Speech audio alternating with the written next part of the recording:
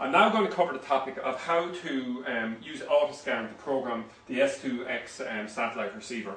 So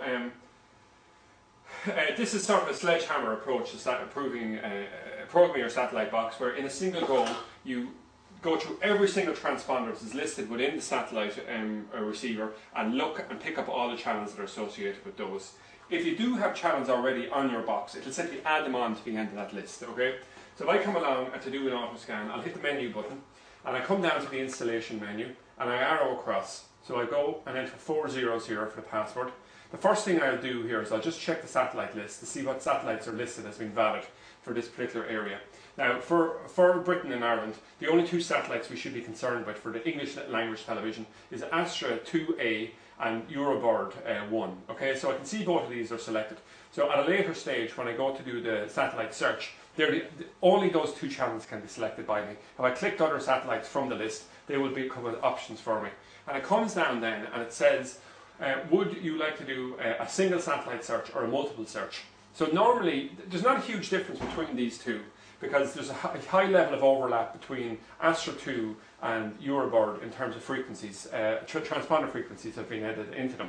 These two satellites are side by side in the sky, so that's why a single dish, similar to this Sky Zone 2 dish here, can pick up both. So what we'll do here is, I come along and I will I will choose multiple satellites here. And if I come to the top here, you can see there's a choice of two satellites.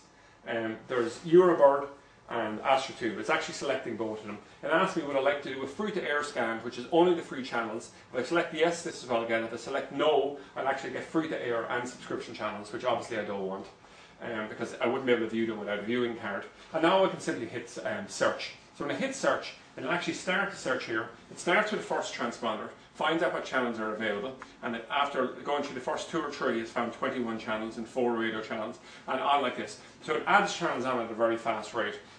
The total time to go through the 50 or 60 transponders will take maybe 2 to 3 minutes, and it'll normally add on 300 to 400 channels in that period of time.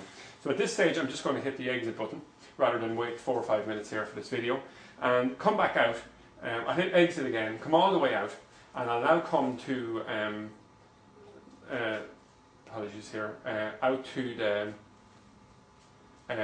edit channel list, and I'll just go into view what TV channels we have.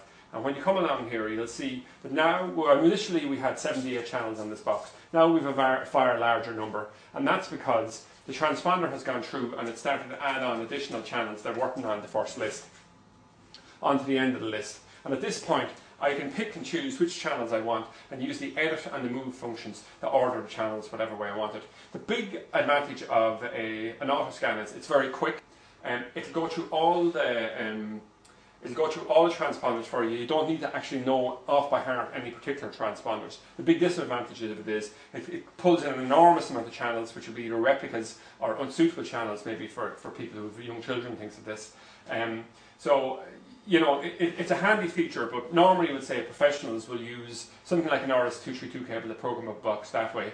But this is, of course, a valid option as well.